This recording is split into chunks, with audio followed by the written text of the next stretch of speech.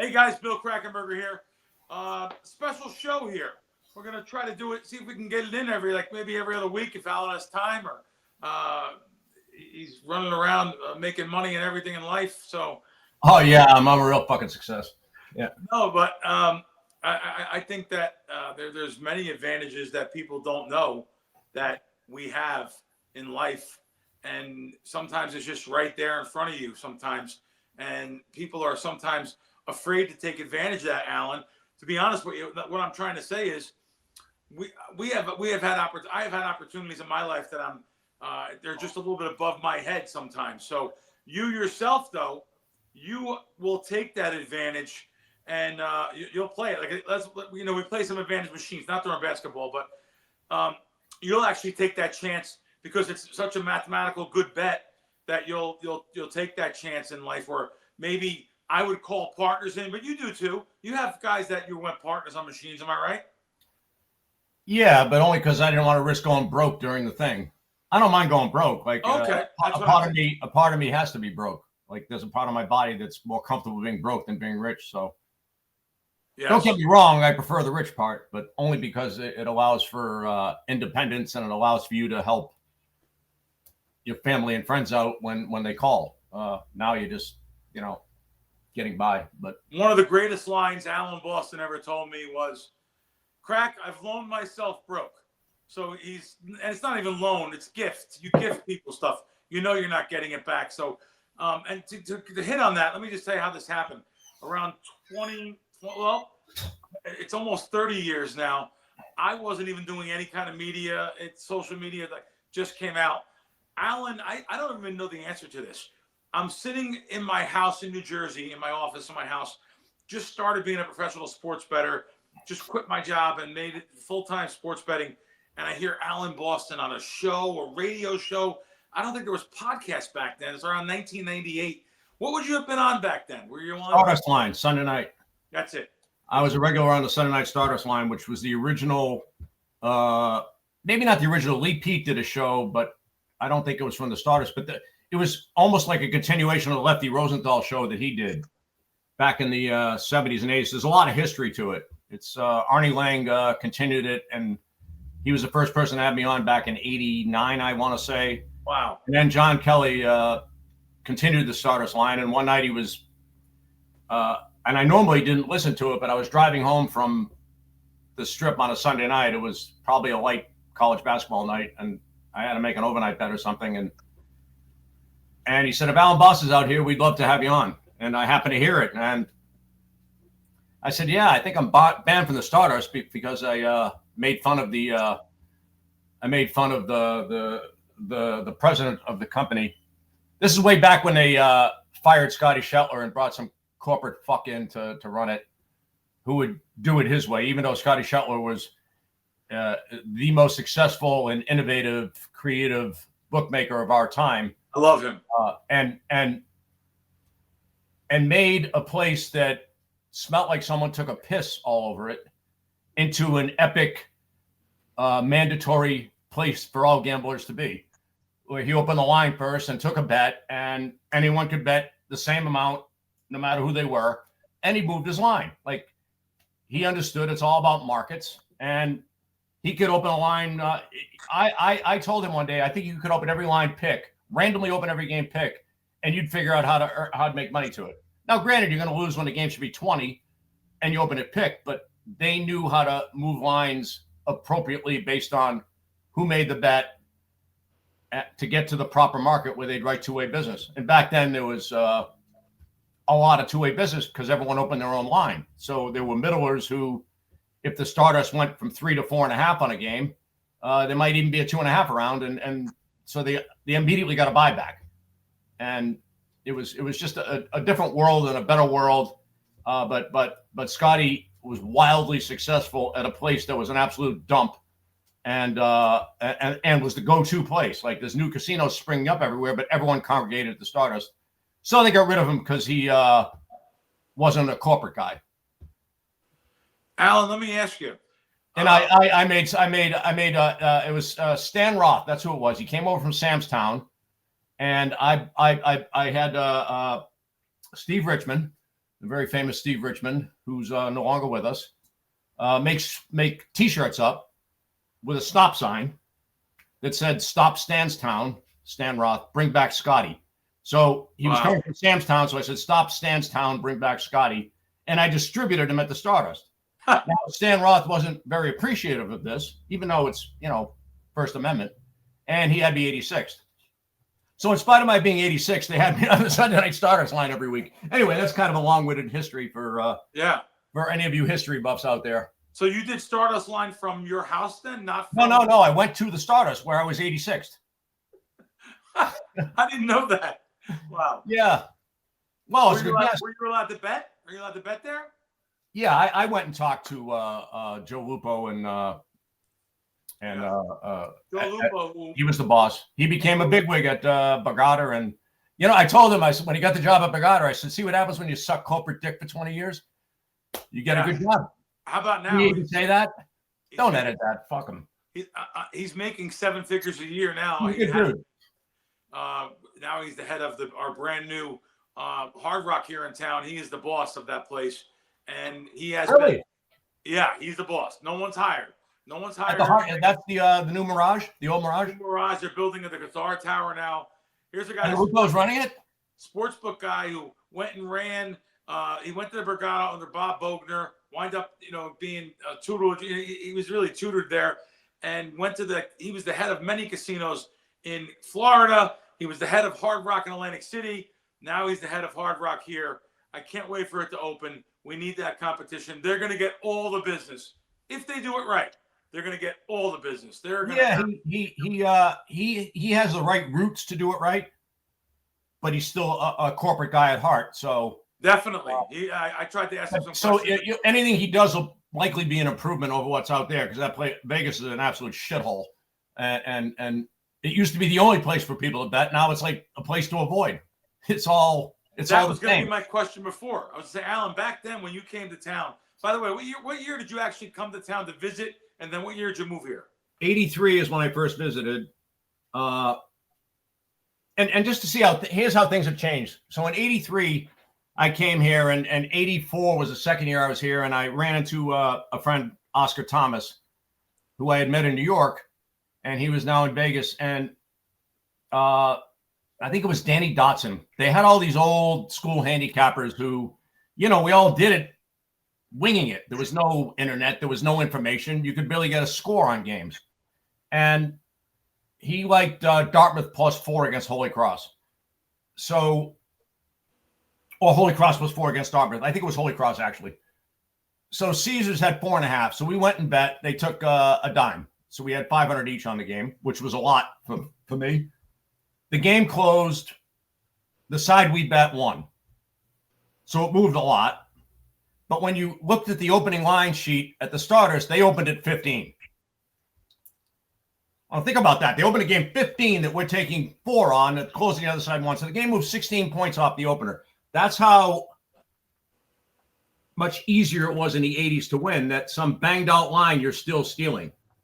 Caesars was up that much earlier? This was late in the day. Stardust had opened at 15. Gotcha. They had it 4. We walked over to Caesars. They had 4.5. So we bet it there, obviously. But the game closed, the other side won. All right. No, Stardust was first up, and they probably took real small limits in that game. It was, Holy Cross Dartmouth. Like I didn't even know that was a I'm surprised they booked Holy Cross back then, but there were X number of conferences they booked, and that was one of them. Well, the point being is the game moves 11 points, and it's still a big bet for this guy. Right. Game, and then it moves 5 more. That doesn't exist anymore. And the Stardust, in spite of that, the Stardust still won, to circle back to the point before. They could still win, even though they opened a bad line. That was going to be my question.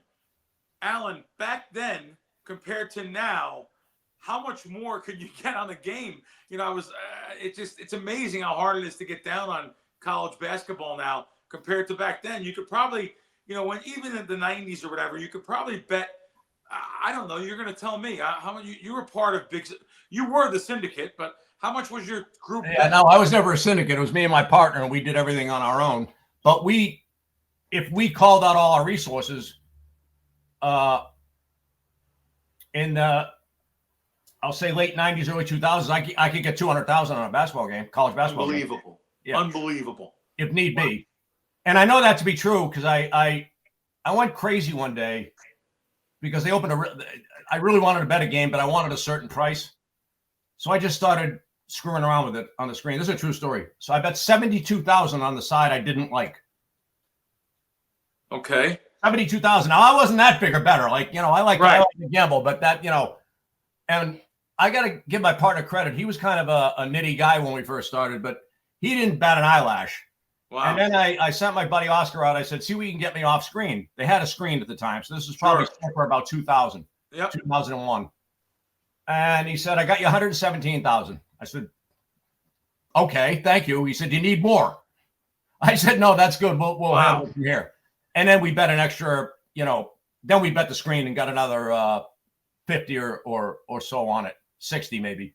But he said I could get more, and we had bet like 170 on the right side. Wow, you were betting a lot more than I even thought. Wow. Well, I'm not bashful about gambling, so I could have got 200,000 easily, and I know it can't. I know, Mr. Walters, God knows what he got down. Right. Because he would, he'd be spent. He had a much bigger group than I had,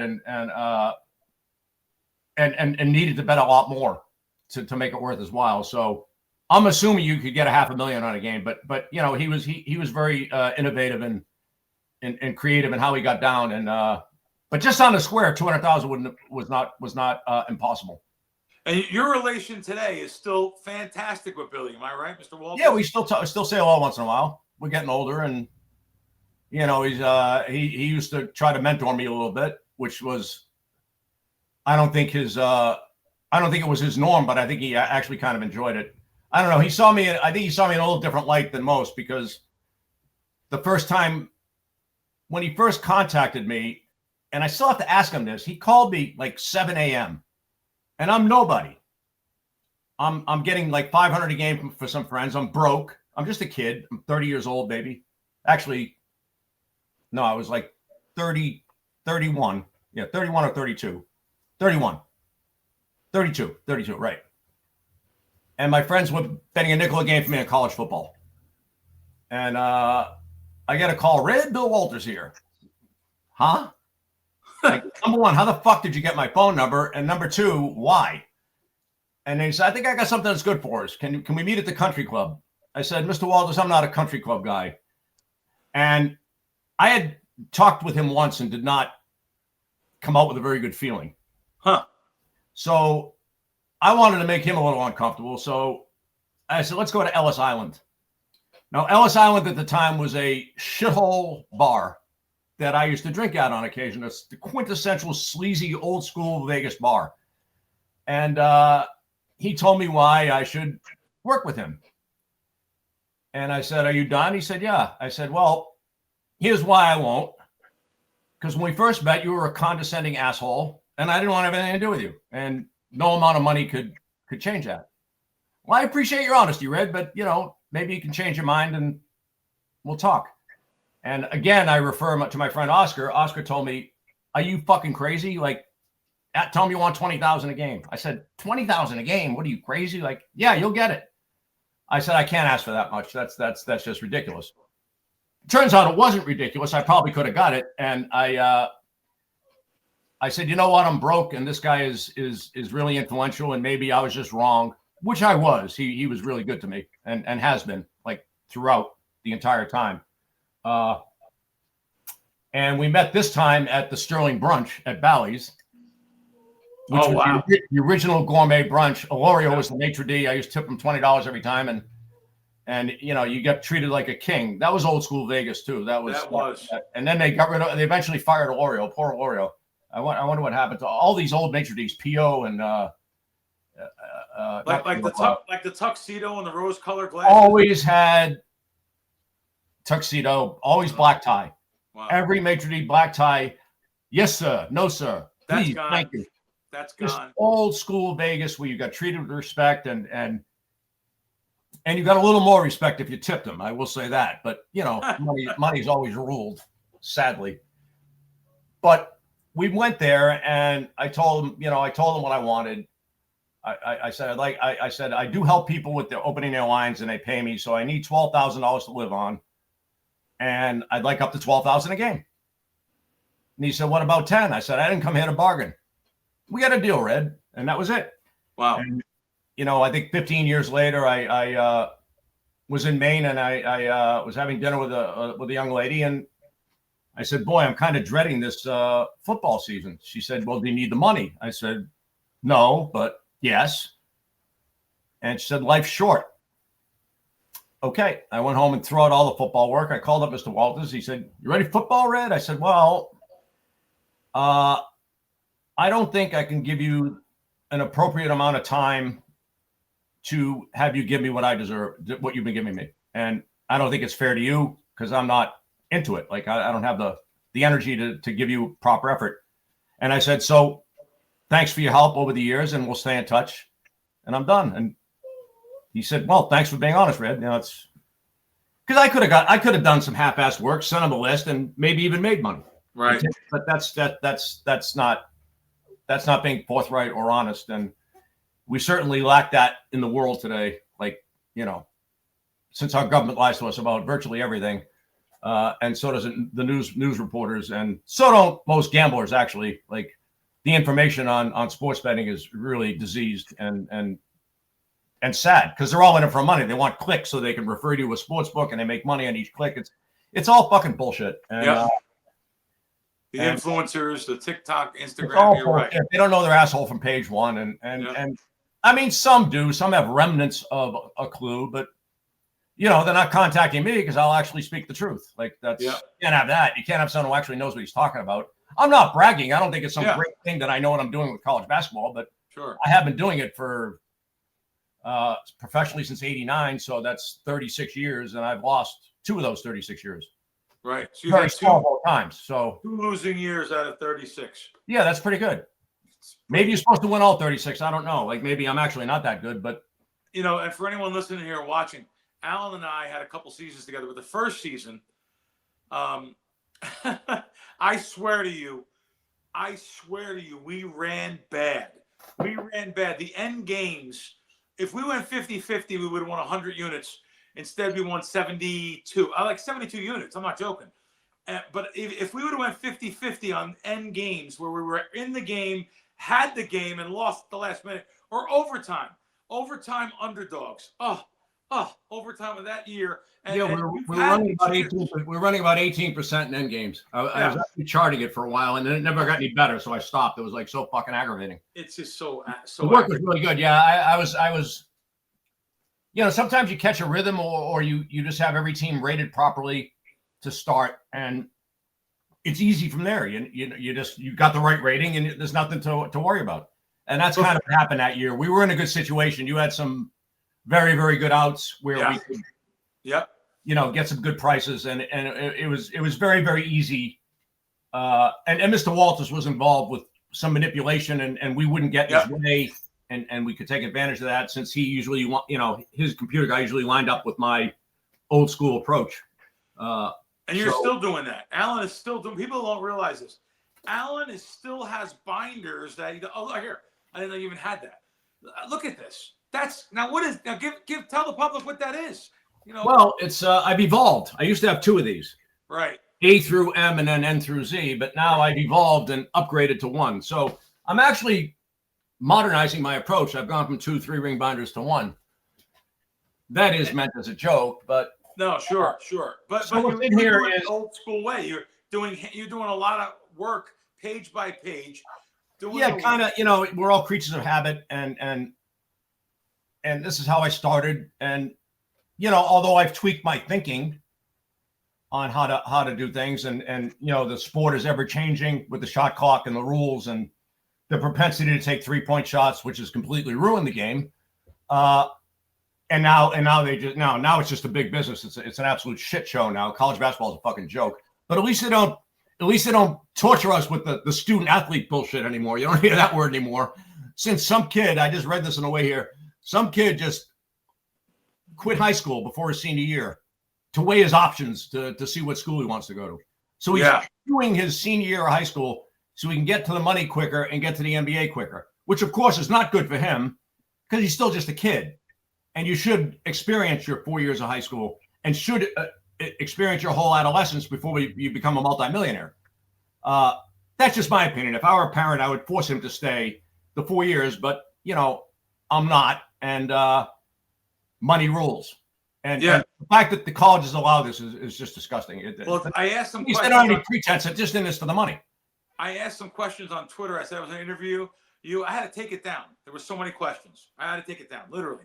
Like the first guy asked Alan about transfer portal, NIL. How big of an advantage is it for these big universities compared to, I can answer that very succinctly. NC Central, coached by LaVelle Moten, a terrific coach, by the way, who no one's ever heard of, but he's very, very good. He always beats my number every year. Played NC State, and they lost by like 50. And his quote after the game was, "They have $12 million spent on their basketball team. I have $0. Who do you think's going to win?" Wow. Yeah, but 30 years ago, maybe it's more than 30 years ago now, I was told that the NCAA wants to have 4 or so power conferences break off and do their own thing. And so I've been contending for years that the whole NCAA draw is corrupt, and everyone laughed at me and said I'm just, I don't know if I was called conspiracy theorist, but just like delusional or words to that effect. But I know I'm right. Anything that's done behind closed doors probably isn't on the square. Witness our government. And yeah, I'm a libertarian, so I'll keep referencing our government. But yeah, they go and meet behind closed doors and they talk about all these, things that they use to determine who gets what seed. When in fact, they could have used Jeff Sagarin's ratings or eventually Ken Palm ratings and had a really good idea of it.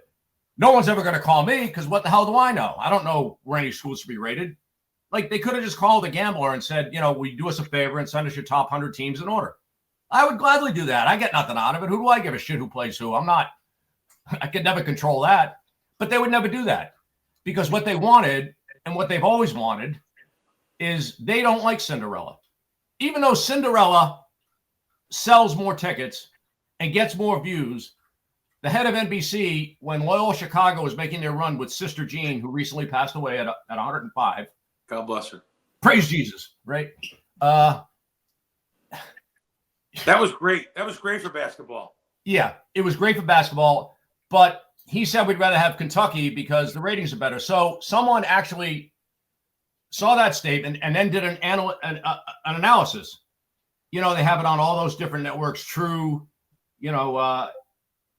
and whatever, all those networks, True, TBS, and TNT, and then CBS or NBC, whatever the hell it is.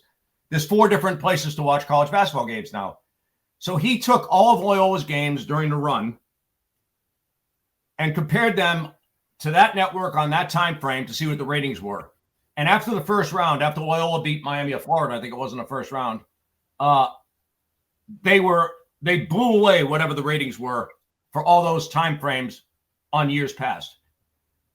Now, that doesn't prove that people enjoy Cinderella, but for that particular team, the ratings exploded when they were on. Now, when I remember NCAA tournaments, I remember Butler out of nowhere making 2 Final Fours in a row. I remember George Mason's run to the Final Four. You remember Sister Jean and their run to the Final Four. You always remember the underdog, even Cornell making the Sweet 16 or Princeton winning a couple of games. Princeton, yeah. The fans, in fact, Princeton saved the Ivy League. ESPN used to do the NCAA tournament, and Princeton's playing Georgetown, and they're a 100-point underdog, 1 versus 16, and the game is like pick 'em as to who's going to win, and then the referees, a Princeton player ended up like on the 3rd row with a bloody nose, and they called a foul on him, and Georgetown won the game. But the ratings, that the word got out. This was pre-social media. Word got out, because the scores were being updated everywhere, and everyone was watching that game. It was the highest rated game on ESPN at the time. And they were going to eliminate the automatic bid for the Ivy League. That's what they wanted to do.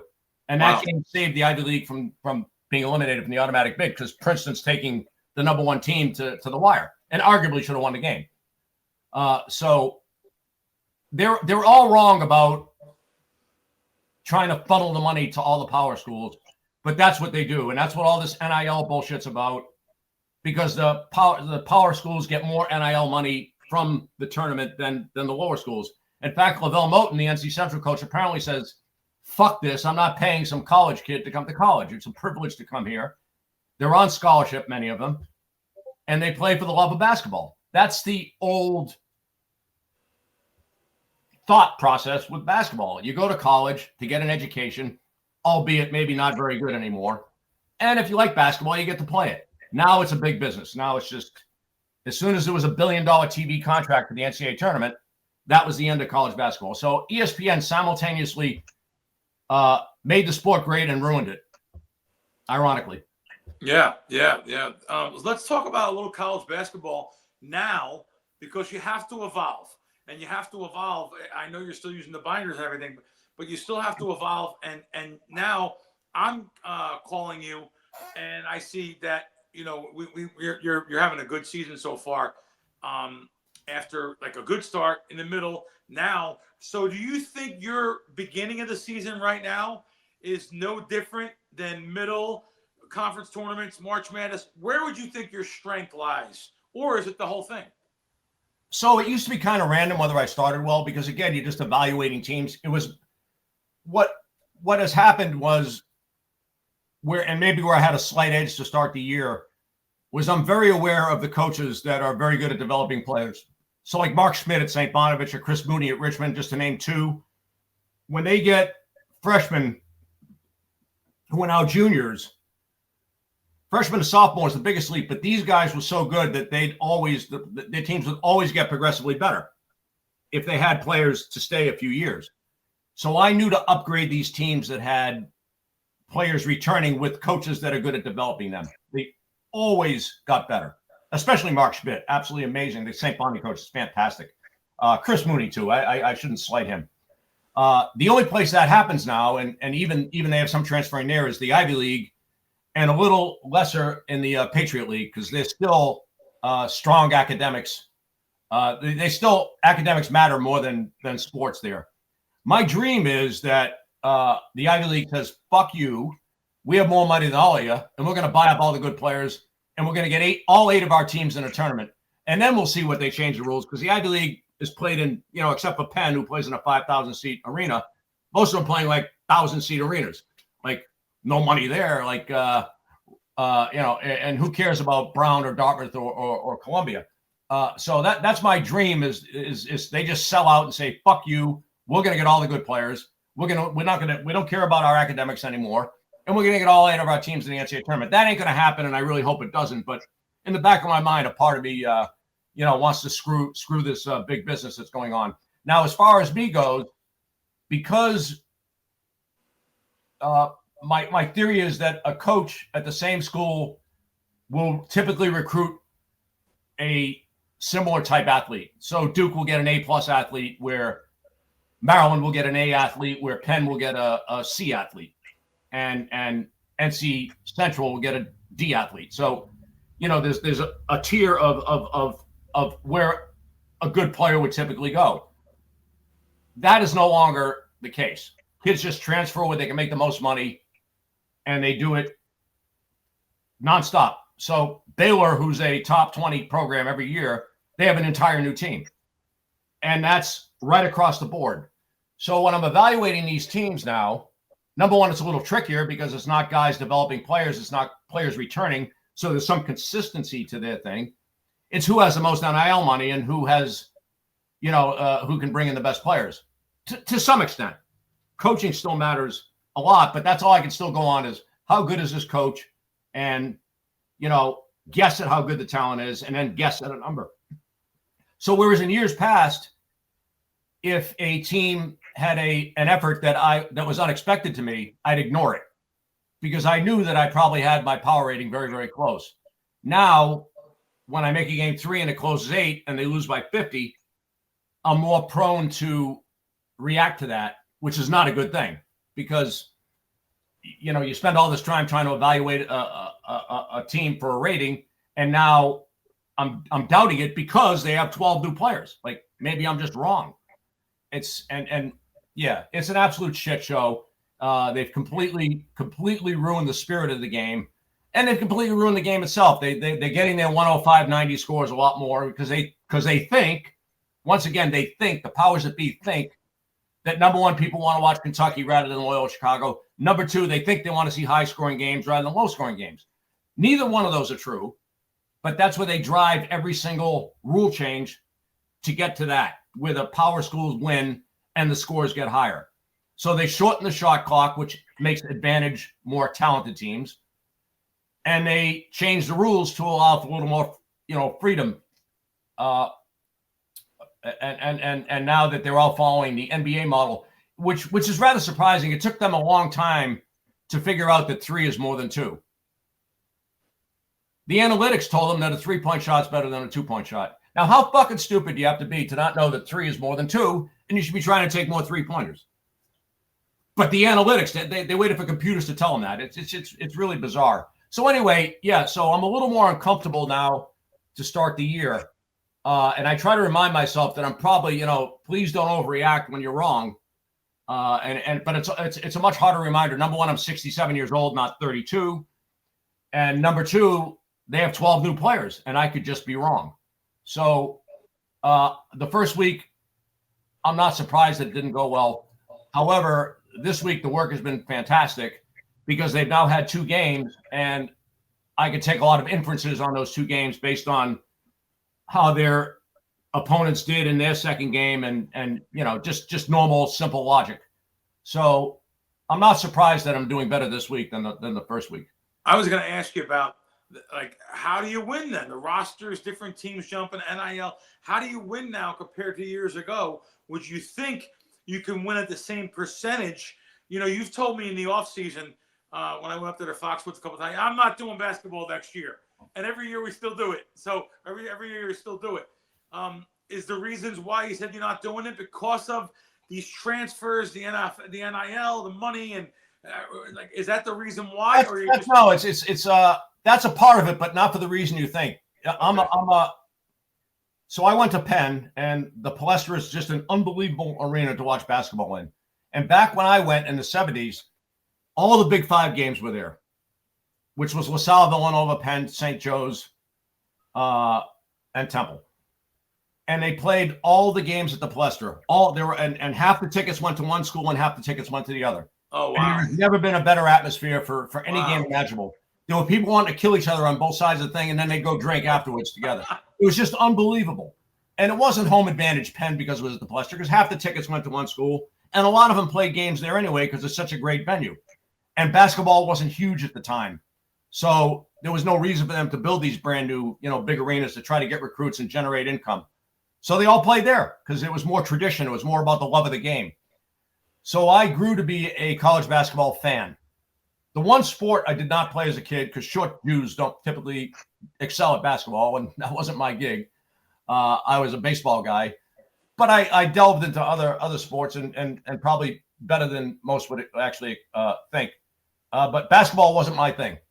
Yet I became this basketball junkie. So the NIL and the rule they had 45. They had no shot clock when I first watched it, and then they had a 45-second shot clock, and that's what I prefer. It's not supposed to be an NBA minor league, but now it is, and so it's not that it's become X percentage more difficult because of the NIL and the rampant transferring. It has, but I get a handle on that pretty quickly. It's that this game I once loved has completely lost its way.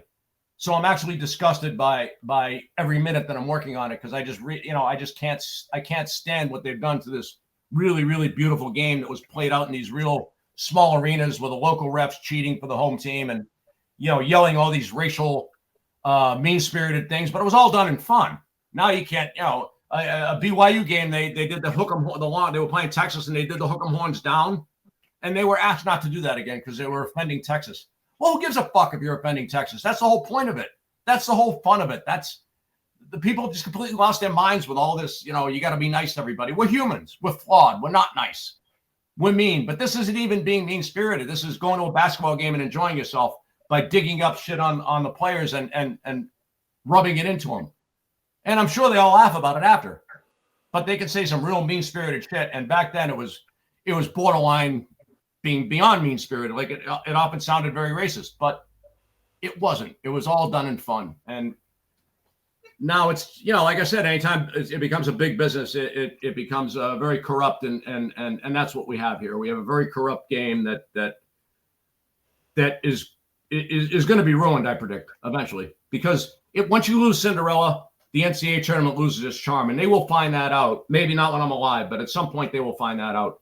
They were all happy they got the top 4 teams to the Final Four last year. I guarantee that if that continues, their ratings will drop. You called them out every year. You're on my show. We do a show every year for the last 5-6 years, maybe more, about the committee and stuff and things that has happened. I forgot. Isn't that what they want for ratings, though? Your top 4 teams? I don't think so. I think the fans love the other way, having a Cinderella. Not even a Cinderella. The guy proved it when he went through the Loyola Chicago thing, and I don't know if he followed it up with similar things, but when someone makes a run that's unexpected, that's what you read about. Right. You read the articles, can they do it again? Even a first round upset, like that's what they talk about. Big deal. Duke won as a 40-point favorite. Who gives a shit? Right. South Dakota State winning as a 10-point underdog. Will they do it again on Saturday or Sunday? It's human to root for an underdog.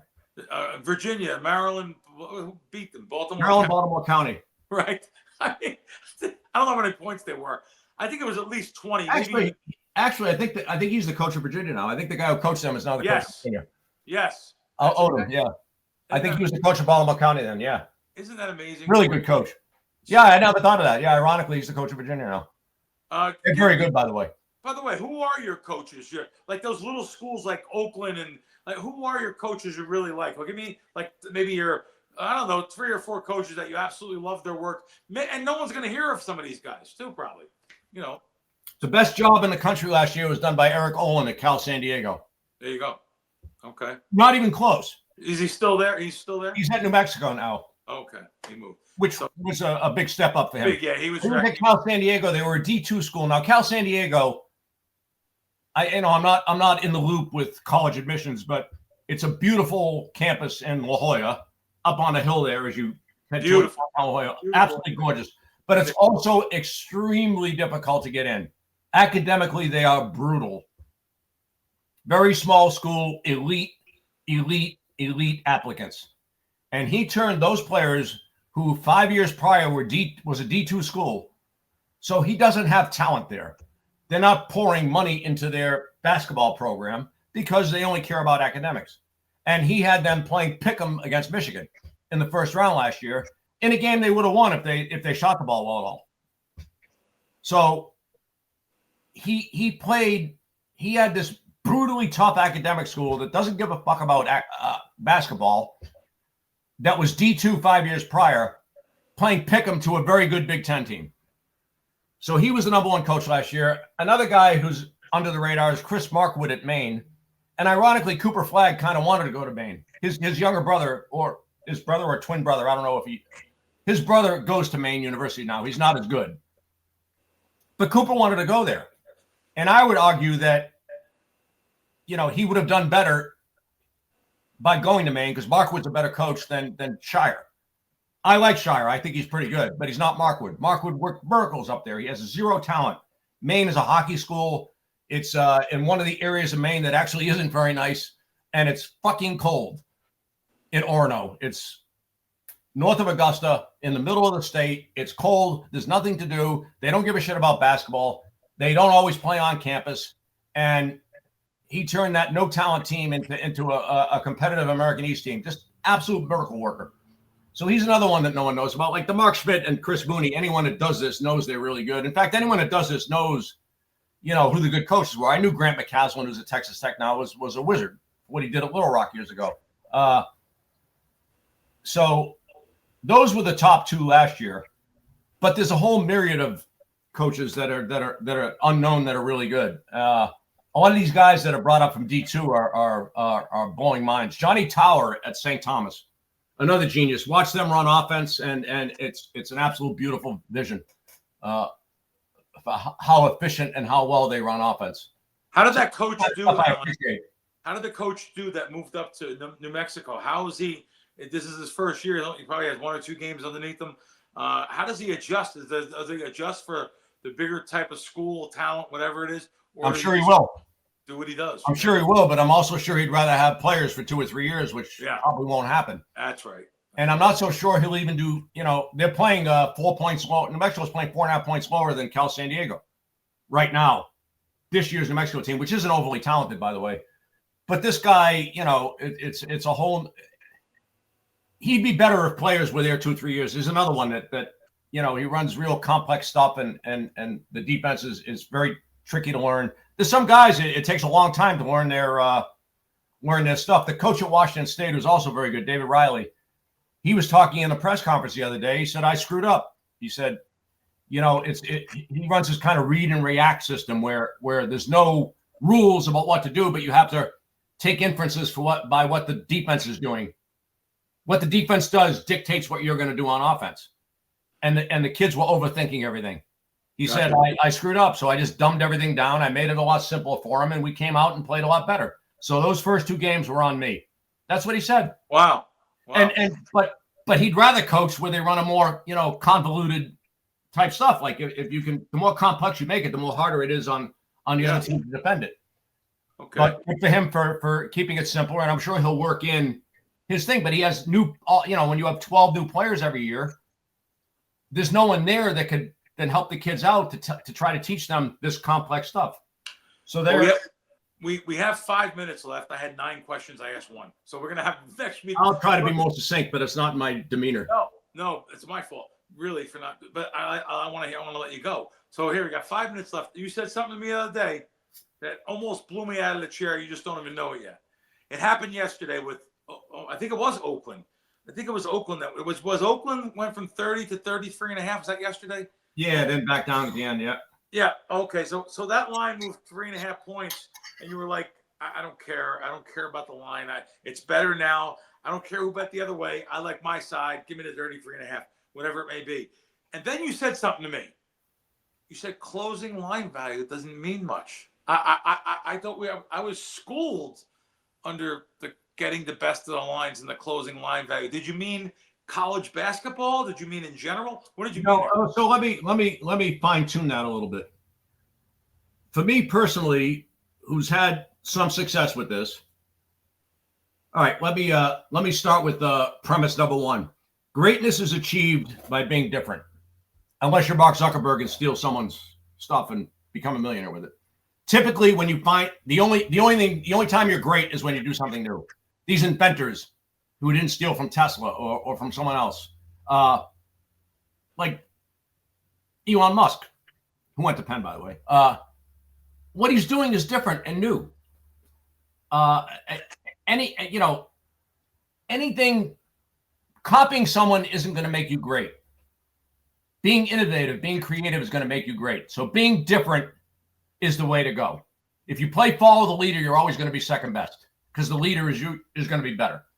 And the only time you get better than the leader is when you fine tune what he does. So the only time you get better is when you do something different than what he does. So for someone like me who's had some success with this, if I'm constantly laying 3 and the game's closing 5, I have nothing that's new or different than anybody else. But if I'm laying 3 and the game's closing 1, well, I'm seeing it a little different than they are. And that's a good thing for me because I will continue to have success because they're going to continually be wrong. They're going to have to adjust to what I'm doing. So I got it right and they got it wrong. So I want every game to move against me. Now, if you're first starting as a handicapper, yes, CLV is a good guide to have. So I'm saying specifically for me, I want every game to move against me. I want my thought process to be on its own and unique and different and better. I got you. That's and better. Maybe it's not yet, but typically, if you respect the closing line, which I don't necessarily respect the closing line either, because sometimes the smartest people are hiding what they're doing, and the line that's closing on the screen isn't exactly a reflection of what the true line should be. In other words, if you're a really big outfit, you're going to bet the screen from 4 to 5 and then find ways to bet +5 without anyone knowing. So the game actually should be 3 and it's 5. And so you made that dynamic too. That doesn't happen as much anymore because people are too fucking stupid to do it. and Right. and there's too much chit chat, and everyone wants to brag about how smart they are, and et cetera, et cetera. Just human nature. So it's really hard to hide stuff, but I'm not necessarily a believer that the closing line is a true reflection of what that line should be. So I remember the other night my screen blew up and I couldn't even write the closing lines down. I said, you know what? Because I always looked at the closing line to see where I was different, and maybe I'm wrong. But you know what? I liked it better when I didn't know what the closing line was, because now I'm not influenced by something that maybe total bullshit. Maybe there was some injury. Maybe the team had the flu and I didn't know it, and I never got to read about it. You don't know why games are being bet sometimes. Right. Or maybe someone was just screwing around and actually betting the other side off screen, which I hope happens, but sure, it doesn't. So these people who go on there and brag about how I love it when someone brags that I laid 3 in a game that's already 5. This is when I stopped watching social media. Someone had bragged, oh, I laid 3 in this game. Like, well, why didn't you say you laid 3 when it was 3 everywhere? Right. Instead of telling us when it's 5. Like, yeah. Like, you just wrote words out. Like, all right, well, tell us why you're going to lay 3. I used to put games out all the time, but it just wasn't worth it. Sure. It wasn't worth it. Well, listen, we're going to wrap. I get too pained when I lose. Sure. You feel worse for them than you do your own money. Oh, absolutely. I'm losing my. Who gives a shit? I don't care if I'm broke. Like, it's more fun being broke. But this was a great first one here. 45 minutes, about 45 minutes, and I could see doing this every I hope week. I answered the question. I don't remember even what the question was, but there's going to be 9. CLB question, right? There's so many questions that we're going to. Yeah, so that's my CLB theory. I think in general, if you're first starting out betting, and you're doing it, and you have CLB, you're probably on the right track. Right. But I'm saying it's not necessarily sustainable, because you want to be different. You want to find new and innovative ways to think about things. There are no rules for anything. Like, anyone that says the computer is right is wrong, because computers are evolving and changing what they think. What the poker computer said 10 years ago is different than what they're saying now. Yeah. And it will get better. Cool. So, well, listen, guys, we're going to wrap this up. And I hope to have Alan on every week and to do a little, there's so many stories, so many Stu Unger stories, so many, like he said, Oscar, the group. There's so many, Benny Binion. We can go on and on. Eric Drake the other day. I went back and forth. We're going to have a special thing here, I think. And so we'll see you guys next week. Thanks, Alan. Appreciate it. Cheers.